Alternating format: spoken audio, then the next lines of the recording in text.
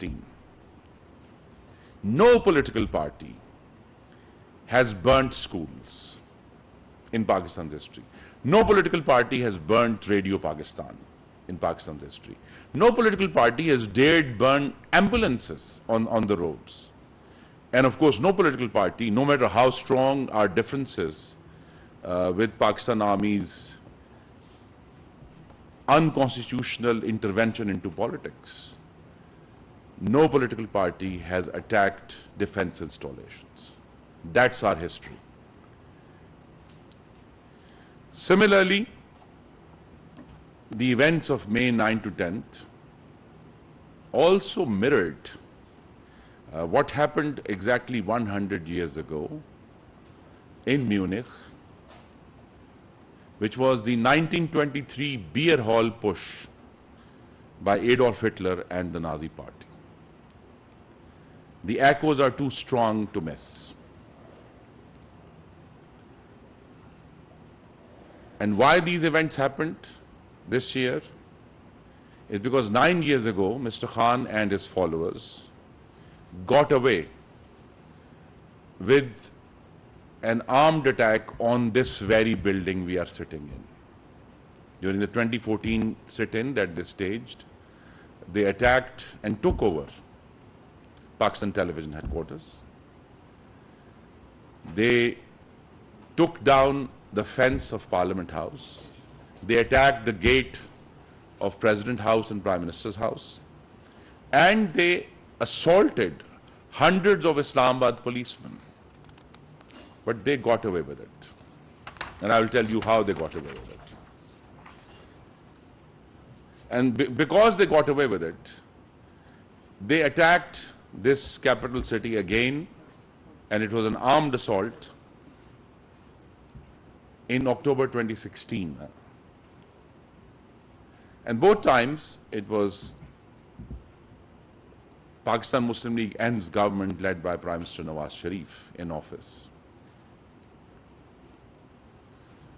And the reason Mr. Khan and his followers got away with it that time is that democracy had recently been restored in the country. And precisely the arguments made today were made 9 years ago, that this is dissent, this is political opposition, they are misguided people, they should be allowed to have this leeway. So under the rubric of democratic dissent and protest, they got away with it. 9 years down the line, this multi-party government led by Prime Minister Shehbaz Sharif is not repeating that mistake.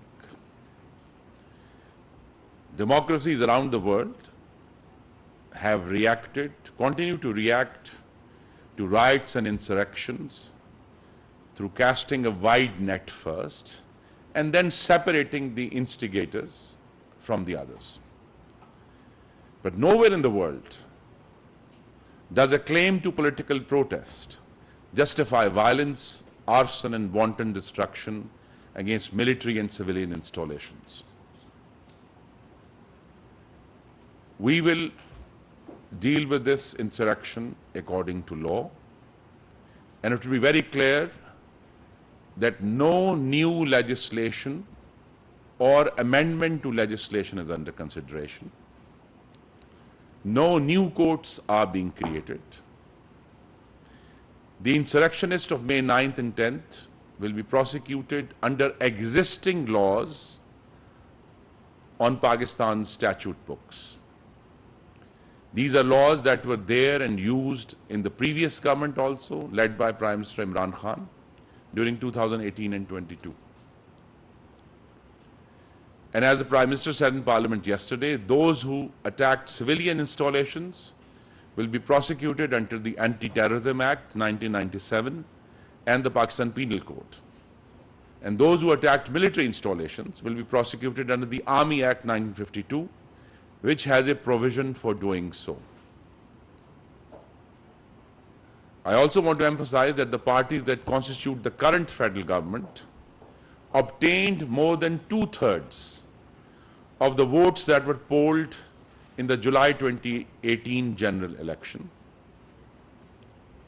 We represent all 4 provinces in the federal government at the moment, and we also represent an overwhelming majority, more than 2/3, of Pakistanis who voted in 2018. We expect that Parliament will provide full funding for the general election and its security in its upcoming federal budget due in June. And Parliament will complete its term in mid-August 2023, and elections will be held on schedule this autumn.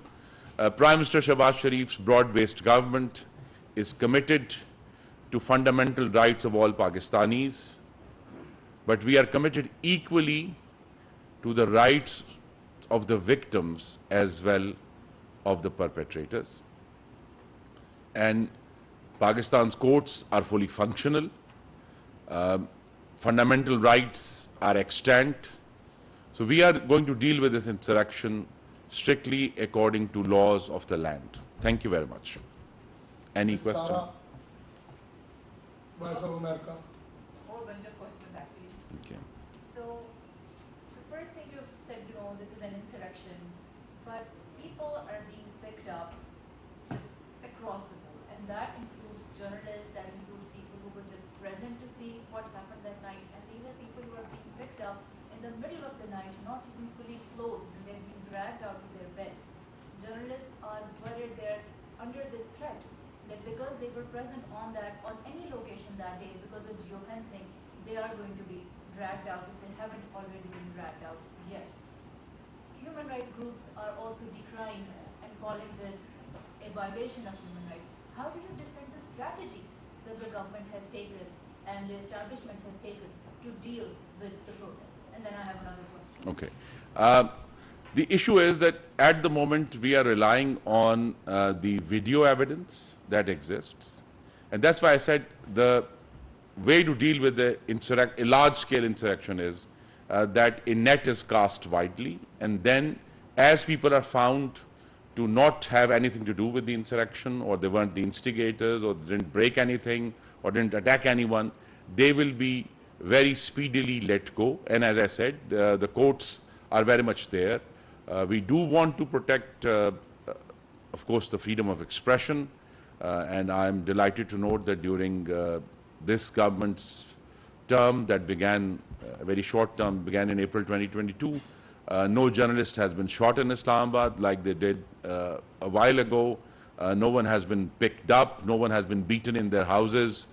So we are, while this is a difficult business of identifying the perpetrators from the onlookers, we expect that this process of filtering the criminals from the onlookers, or those who were trying to witness or record the event, will be swiftly made, and they will be let go. And then the other question is, it's been almost 2 weeks since all of this happened, and what we're seeing on Pakistani TV is constant pro-military messaging. Any press briefing that government ministers have done has addressed what happened at military installations, and we have seen the same happen in the National Assembly. It seems as if the establishment and the government have really been shaken to the core by what they saw in those 2-3 days, and it seems as if there is this concern that the respect that existed for the military may not exist anymore, and the narrative must be changed as much and as quickly as possible. Why are we seeing such an onslaught of pro-military messaging? The simple answer to the question is that not too long ago, this government, again at that time Prime Minister Nawaz Sharif led the government, and the military fought a very wide-scale counterinsurgency in Pakistan between 2014 and 2016. And yes, we are shaken because this kind of attack that we witnessed on May 9th and 10th, I said so earlier, only occurred when the terrorists were attacking Pakistan. Terrorists attacked schools. Terrorists attacked general headquarters, as was done on May 9th. Terrorists attacked different military installations.